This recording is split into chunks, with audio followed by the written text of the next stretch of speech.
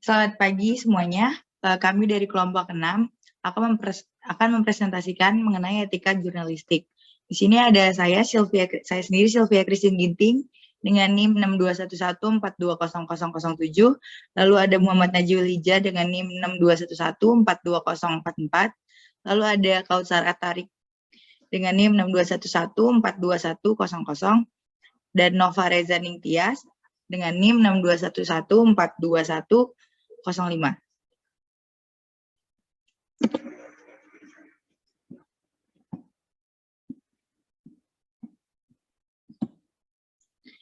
Yang pertama saya akan menjelaskan mengenai etika. Etika menjelaskan tentang pantas dan tidaknya suatu tindakan atau sikap yang hukuman dalam pelanggarannya pun tidak seberat pelanggaran jika melanggar etik. Mungkin hanya bersifat cemooh atau didiamkan oleh dunia sekitar. Lalu ada etik. Definisi etik yang paling umum adalah prinsip-prinsip yang dipegang teguh atau yang biasa disebut rules of conduct dalam bekerja, melaksanakan tugas dan kewajiban. Oleh karena itu, semua profesi yang terkait dengan pelayanan masyarakat dan dengan kepentingan umum sudah memiliki apa yang disebut dengan kode etik profesi. Kode etik profesi mengatur tentang apa yang wajib atau harus dan yang dilarang dilakukan oleh mereka yang menjalani profesi tersebut.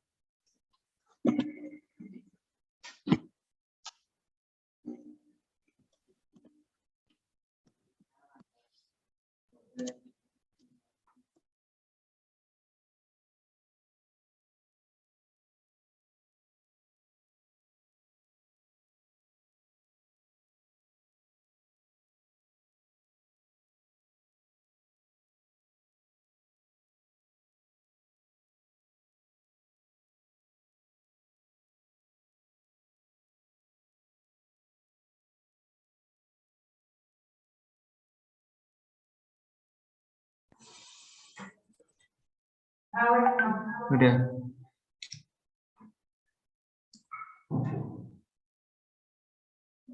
Dawi. Berikutnya ada kode etik jurnalistik di Indonesia. Berikut adalah macam-macam kode etik jurnalistik. 1. Bersikap independen, menghasilkan berita akurat, berimbang, dan beriktikat baik. Yang kedua, menggunakan cara-cara yang profesional. Nomor 3, selalu menguji informasi, memberitakan secara berimbang tanpa mencampurkan fakta dan opini menghakimi. Yang keempat, tidak membuat berita bohong, fitnah, sadis, dan cabul. Yang kelima, merahasiakan identitas korban dan pelaku kejahatan asusila. Yang keenam, menghindari penyalahgunaan profesi dan tidak menerima suap. Yang selanjutnya, memiliki hak menolak permintaan perlindungan identitas dan keberadaan narasumber.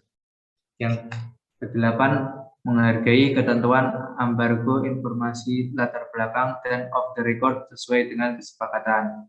Yang kesembilan, tidak menulis atau menyiarkan berita berdasarkan prasangka, diskriminasi, dan merendahkan orang lemah.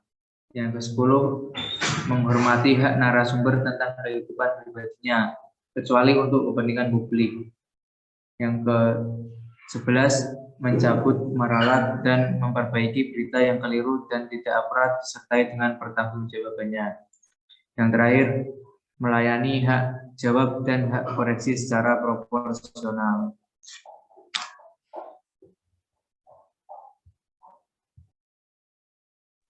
Selanjutnya adalah Kode Etik Wartawan Indonesia. Kode Etik Wartawan Indonesia atau disingkat KEWI dirumuskan, ditetapkan, dan ditandatangani pada tanggal 6 Agustus 1999 di Bandung oleh 24 organisasi wartawan Indonesia. Kode Etik Wartawan Indonesia berisikan 7 hal, yaitu yang pertama, menghormati hak masyarakat untuk memperoleh informasi yang benar Yang kedua, melalui tata cara yang etis untuk memperoleh dan menyiarkan informasi. Yang ketiga, menghormati asas praduga tak bersalah, tidak mencampurkan fakta dan opini, berimbang, dan selalu meneliti kebenaran informasi serta tidak melakukan plagiat. Yang keempat, tidak menyiarkan informasi yang bersifat dusta, fitnah, sadis, cabul, serta tidak menyebutkan identitas korban kejahatan asusila. Yang kelima, tidak menerima suap dan tidak menyalahgunakan profesi. Yang keenam, memiliki hak tolak, menghargai ketentuan embargo, informasi latar belakang, dan off the record sesuai dengan kesepakatan. Yang ketujuh, segera mencabut dan meralat kekeliruan dalam pemberitaan serta melayani hak jawab. Selanjutnya, kode etik jurnalistik independen. Pertama, ada hak masyarakat untuk memperoleh informasi yang benar. Selanjutnya, ada senantiasa mempertahankan prinsip-prinsip kebebasan dan keberimbangan dalam peliputan dan pemberitaan serta kritik dan komentar. Selanjutnya, ada memberi tempat bagi pihak yang kurang memiliki daya dan kesempatan untuk menyuarakan pendapatnya. Selanjutnya adalah hanya melaporkan fakta dan pendapat yang jelas sumbernya. Yang keempat adalah tidak menyembunyikan informasi penting yang perlu diketahui oleh masyarakat. Lalu menggunakan cara-cara yang etis untuk memperoleh berita, foto, dan dokumen. Yang terakhir adalah menghormati hak narasumber untuk memberi informasi latar belakang, off the record, dan embargo.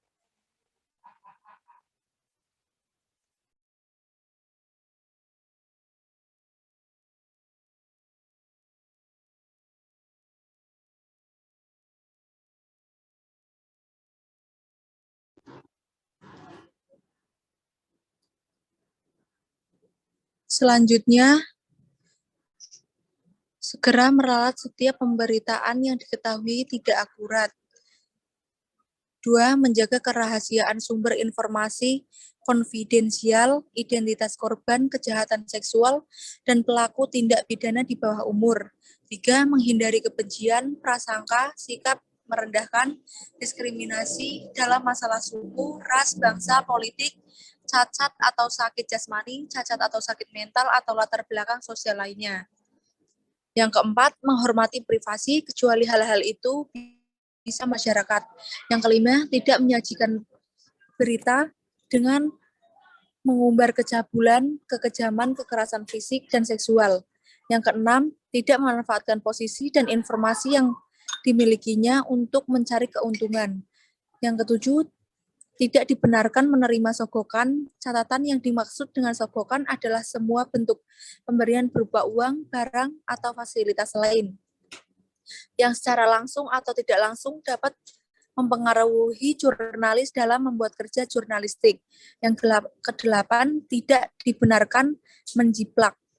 9. Menghindari fitnah dan pencemaran nama baik. 10. Menghindari setiap campur tangan pihak-pihak lain yang menghambat pelaksanaan prinsip-prinsip di atas. Yang terakhir, kasus-kasus yang berhubungan dengan kode etik akan diselesaikan oleh Majelis Kode Etik.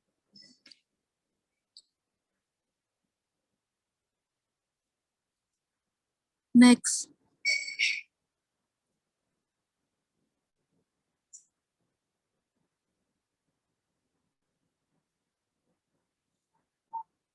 Selanjutnya, kemerdekaan pers dijamin sebagai hak asasi warga negara terhadap pers nasional, tidak dikenakan penyensoran, pemberedelan, atau pelarangan penyiaran. Untuk menjamin kemerdekaan pers nasional mempunyai hak mencari, memperoleh, dan menyebarluaskan gagasan dan informasi. UU nomor 40 tahun 1999. Next. Etika jurnalistik online. 1. Informasi harus terverifikasi atau terbukti kebenarannya. 2. Konten yang dibuat oleh pengguna atau user generate konten harus menampilkan secara jelas identitas pembuatnya. Yang ketiga, konten tidak membuat berita bohong atau hoax, fitnah, sadis, cabul, diskriminatif, atau mengandung kebencian terkait suku, agama, ras, dan antar golongan atau SARA. Yang keempat, media siber menyediakan layanan aduan dan wajib segera meralat berita jika terjadi kesalahan. Yang kelima, media siber menghormati hak cipta. Yang keenam, media siber wajib membedakan berita dan produk iklan. Dan yang terakhir, setiap artikel atau produk jurnalistik yang disponsori oleh pengiklan harus dituliskan dengan keterangan advertorial, iklan, ads, atau sponsor. Next.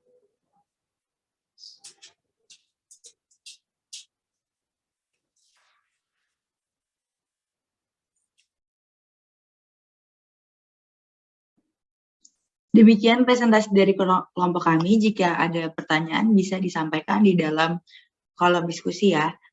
Terima kasih.